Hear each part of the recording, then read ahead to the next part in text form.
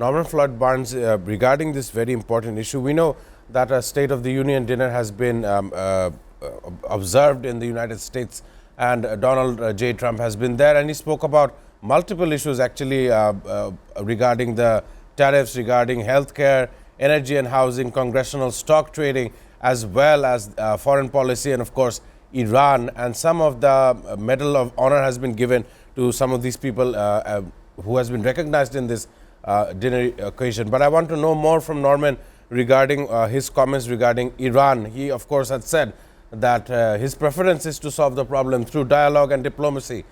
But it is certain that he will not allow the world's #1 sponsor of terror, which they are by far to have a nuclear weapon. He will not let that happen. I want to get a comment from Norman Floyd Barnes, District of Columbia. Good morning from Washington. Today we are recovering from the speech the president had last night to Congress about the State of the Union. Part of that is the situation in Iran, the Middle East, and how he feels the economy is going. We have here in the United States a 66% disapproval rating of how the president is doing things. That's what the people are thinking right now. He spoke last night with one of the longest speeches in history regarding how patriotic, how the United States is progressing, how we're moving forward, how we are carrying out our forefathers' dreams, how we are doing the greatest thing. We are in the age of a new discovery, and we are in a golden age. That's what he, I think, alluded to last night. We're in a golden age.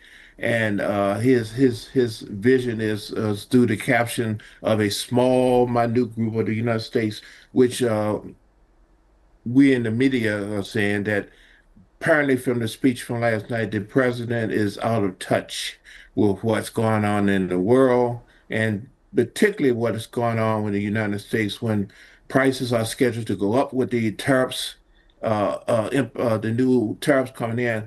The people is going to suffer more in the marketplace, in the whole arena. The quality of life for the United States citizen is going to uh, again decrease. So his speech last night basically characterized a mindset is that we are going to move forward what we're doing.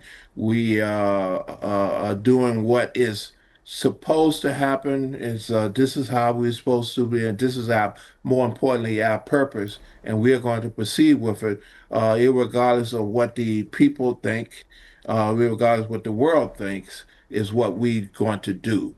So that is what we're looking at right now. The war, we still looking at a situation with Iran. How we going to address that?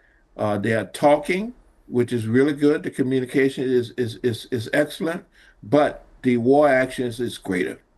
Some of the campaign promises that landed Donald Trump his second tenure at the White House, it's very important to understand, especially as I was talking into the studio with Professor Rashid Alam regarding the tariff issue, regarding how various Democratic leaders are now calling him out, that his words are not in line or not in conjunction with whatever that is happening. Also, a heated exchange between Congresswoman Ilhan Omar and US President Donald Trump had taken place as of yesterday, and in which the president criticized the Democratic lawmaker over immigration policy and accused them of failing to support border enforcement. I want to ask this following segment with Norman Floyd Barnes. Overall, how do you think, how successful was this State of the Union address in comparison to previous addresses, and how do you think the Democrats and the Republicans, the two sides, how are they going to fare, or how are they going to analyze Donald Trump in the coming days, especially in the, if so happening, warlike situation with Iran? Norman Floyd. Yes, thank you again. The speech is coming out now as one of great falsehoods, missing facts, and political inaccuracies. So the Democrats are concerned about what level the current administration is viewing the world. And the Republicans are concerned that the speech did not help their cause for the midterm election. Basically, this president is speaking one word, one way, and the economy and the people are dealing with another way. So he's talking about progression, about the growth and the development and the future of the United States, while the people today are struggling. We, the people, are struggling on how to live day to day. The prices of everything is going up, it's increasing. And this is a result of the existing tariffs. Now, with the new tariffs, we're looking for increased problems as we go between now and the midterm election. People are now have to make decisions. Do I get my prescription or do I get food? They have to make that decision right now. Healthcare. Do I get healthcare or do I uh, pay my mortgage? These are the issues that are coming up, and people are not very happy. They have to make these decisions, and these decisions are coming on as a daily basis. So as a result of that 66%, it's going to rise as the people get the impact of what his actions are. Uh, Relationship with other countries, this impending conflict with Iran, the ongoing 4 or 5 year war with between Israel and between Israel and the and the Palestinians are not pleasing what the people are saying. They're saying these protracted wars, these protracted incidents, which he's supposed to make peace with, is now becoming a piece of their is putting the average person economy and lifestyle into shambles and pieces. So we are suffering from this new policy and procedures that the president and his administration feel is progressive moving forward and will put us in another state. But right now, the people can't see that. They can't feel that. And how they are being treated is viewed as we are not his concern. His concern is his policies, and his policies doesn't reflect what we need and what we want. He's basically not listening to us. He has Right. his own agenda. He has his in his mind that he's going to do his thing, regardless of how it's going to have an impact on the average person. So we're going to see a result of that in the election and the polls coming November. And the Right. Republicans are very, very concerned and the Democrats are very upset on exactly how these policies, these rules, these Supreme Court hearing judgments are being disregarded, and no Correct. one in the Congress is concerned. That is the problem. They feel that they seeing these things happen, and they know that people they don't like it, but they said they're not doing anything about it, which means they're complicit with that and they're supportive of that. So we are looking at some very rough times coming up here regarding our government and the people. And so right now, everybody's walking on eggshells. I will read out the news for your comment regarding this issue. Russia's UN envoy alleged yesterday that the UK and France are planning to deliver nuclear weapons or so-called a dirty bomb to Ukraine while accusing European countries of prolonging the war instead of pursuing peace. We know that a 4-year anniversary has gone down regarding this.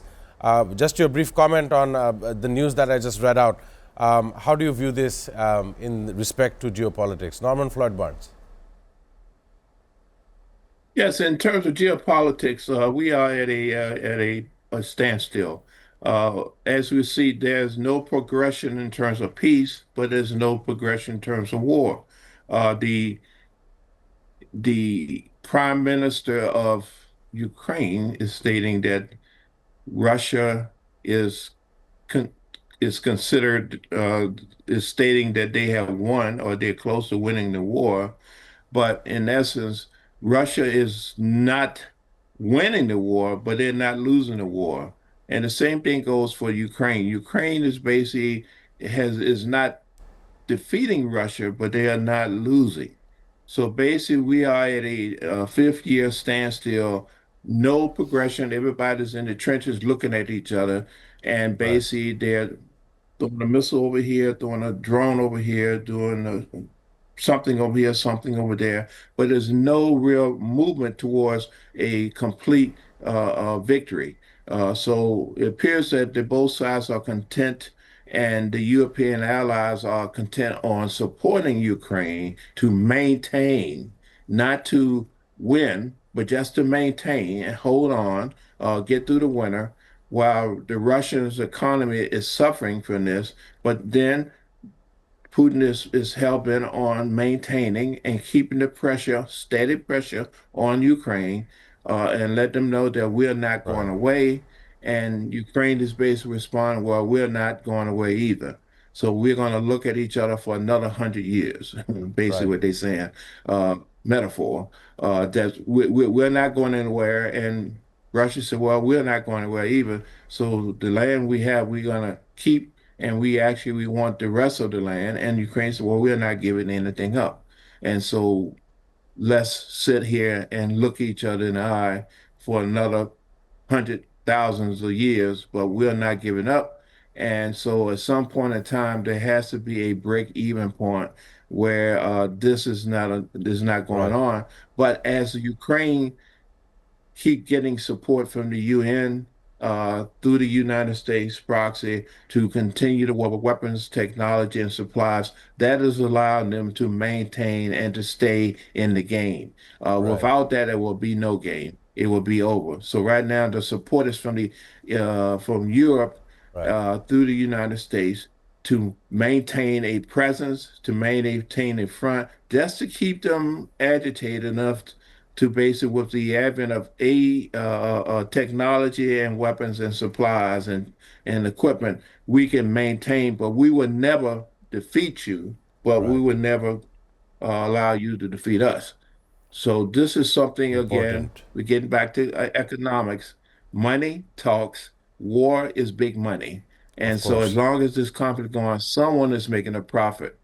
And but the issue is once again, the livelihood and the people and the infrastructure is being decimated by this because of the greed and the quest for making the dollar.